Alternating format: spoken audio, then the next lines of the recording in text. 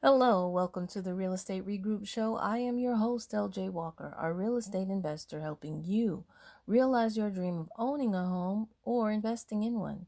Today's show, let's look at international real estate. Listen, real estate is not just local, it's not just here in the United States. I realize that many of you, and I am included at one particular time, wanted to invest internationally. Well, I just want to forewarn you that there are several things you need to consider before you decide to invest overseas. Number one, you want to make sure they allow United States citizens to invest in the country that you're interested in. Not all countries will allow us to buy property. And I'll give you an example. Thailand. Thailand will not allow you to buy property when you're a U.S. citizen unless you are married to a Thai citizen or 50% of your company is owned by someone who is Thai. There are certain provinces in China that will not allow a United States citizen to buy property. And the few of those that will allow us to do so will only allow us to buy residential property, not investment property. Okay? Next, some countries have to import just about everything. You have to order it. There is no store that you can go to and pick it up in the store and then put it in your house or install it on your house. Delivery can take 3 months, especially if you're in an area that's not industrial and has bad infrastructure. Several African countries fall in that particular area. So know the country well before you decide to invest. Next, Wi-Fi. Wi-Fi is not available everywhere, and there are some places that have Wi-Fi, but it's just not stable. And one area is Italy. As a matter of fact, forget even thinking about international. Right here in the United States, there are places where Wi-Fi is not stable at all, mainly in the mountainous areas and in some very rural areas. Wi-Fi is terrible. Okay. Next, water.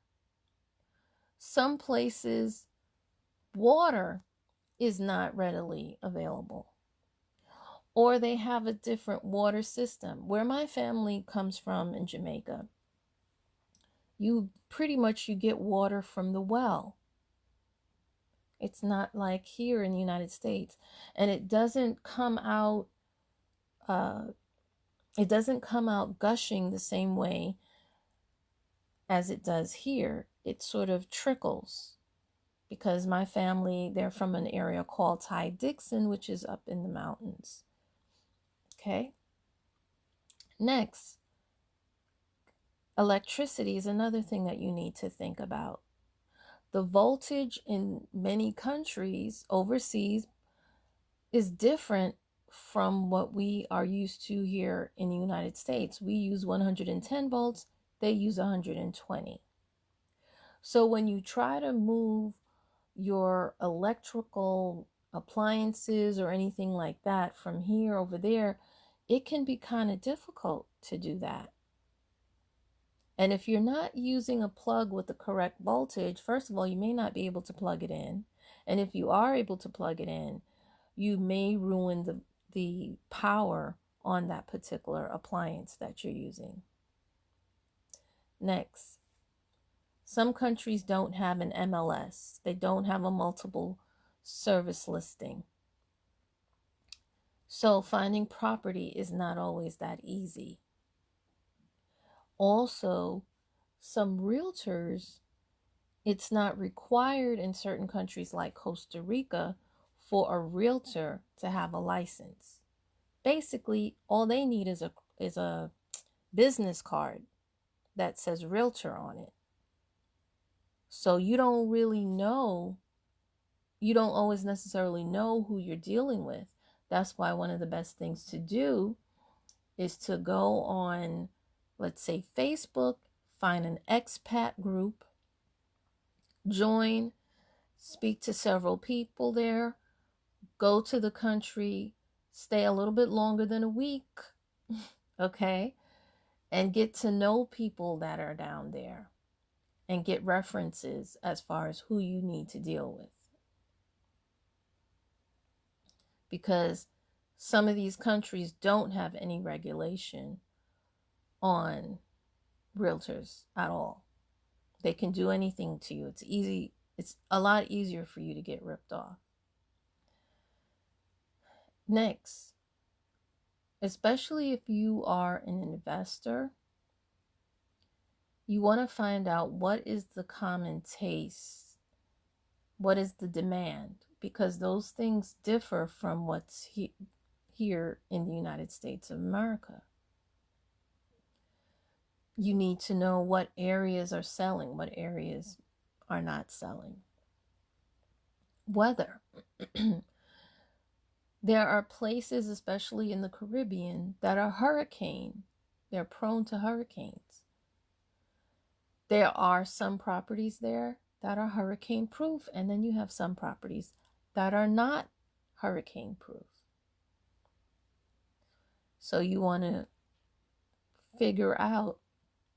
learn a little bit more about construction there. Their material might be different from the material that we get here in the United States. Find out, again, what needs to be imported and what can you get right there locally. When looking at deeds, make sure you know which office, which entity in that country is responsible for registering deeds. And when you look at property that you're interested in, definitely double check and make sure that the deed for that property is registered and look at the title. You want to also be familiar with the laws of the country. Because in some countries, you're not really, even though you may quote unquote buy property, you're actually really leasing it from the government, and the government can take that property away from you at any time. Find out about properties, about abandoned homes. Now, the property you're buying, it might not be a derelict home, it might not be abandoned. But the reason why you need to find this information out is that in certain countries, if you leave, let's say you buy a home, let's say it's a vacation home, and you leave that home empty for too long, someone else can capture your house. Meaning they can move into your home, live there, and according to their government, that now belongs to that person. It doesn't belong to you. So you want to find out what the laws are on capturing homes, on abandoned property. What some people do to avoid that, if they know that they can't visit their property often, they'll have an area for the maid quarters, and have that person live there for periods of time while they're not there, so that this way the house is not considered abandoned. Next thing, you want to find out if there are any outstanding debts that attaches to the property. There are some countries where outstanding debts attach to the property and not the previous owner. As a matter of fact, I was talking to a lawyer, and she did some transactions in North Carolina, and she said that even in North Carolina, which is right here in the United States, if the previous owner had some sort of credit card debt, that debt attaches to the property, and that the new property owner may be subject to paying off that person's credit card debt. You know, in New York, it doesn't work that way, but in North Carolina, it does. And in some other countries, I heard it does as well. Speaking of credit, I'm going to let you know this. There are some countries, if you have bad credit, you can't even become a citizen of that country. They don't even want you to live there. And if you have bad credit, you know how here in the United States, we have programs to help people who have bad credit. And if you have bad credit, you can still buy property. Well, outside of the United States, that's not always the case. There are countries that don't have programs for people who have bad credit. And if you have bad credit, they don't even want you to come there. Next, get to know the language and the culture of the country that you're interested in moving to. I would say probably culture more than language, just to make sure that you're going to be comfortable living there. That is, if you choose to live there. And of course, you can always hire a translator when it comes to things that you don't understand. Some countries require, even if you do understand the language, some countries require that a translator is there when you're doing any real estate transaction and you have to sign any contract. If a translator was not at the closing of that real estate transaction that you're doing, then that whole deal is considered illegal. So you got to, like I said, you have to do your research. Other things to take into account: cable and telephone. Again, in many areas that are mountainous, both in the United States and outside of the United States, it can be difficult, very difficult, to get cable and to have a regular telephone service. Really can. Taxes. In many instances, not all, but in many instances, taxes may be less in other countries than in the United States. In Costa Rica, certain parts of Costa Rica, people are only paying $200 a year for their taxes. While here in New York, some of us are paying $8,000. Some are paying $3,000, believe it or not, depending on where they are. And then there are some in New York who are paying $21,000. Yes, can't believe it, but they are. Here's the thing, though. Even though New York pays more taxes, we get a lot more services. And you got to find out what kind of service you get. For example, we have the sanitation department that comes and picks up our garbage. The country that you choose, they may not have a sanitation department. Here in New York City, particularly Manhattan, we have our mail delivered to us daily. In certain parts of Queens, I know it's only 3 times a week that they get their mail. But when you go to another country, how often does the postman, or do they even have a postman? Do you have to go to the post office to get your mail? These are some of the things that you need to think about. Next, when you're dealing with companies who are offering you a great little package deal to buy property overseas.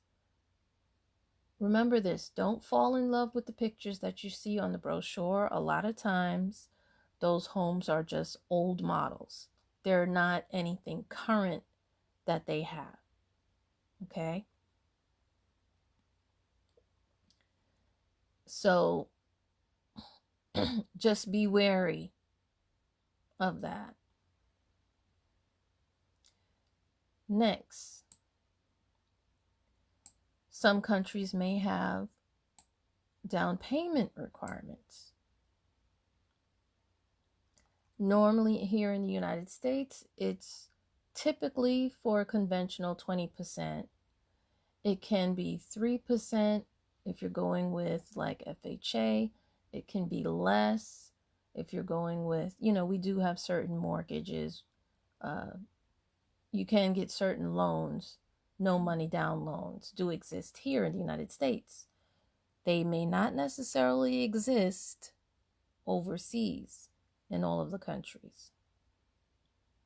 So again, in final, I want to let you guys know that if you are interested in buying property overseas, number one, first determine if you're going to live there or if you're going to just invest.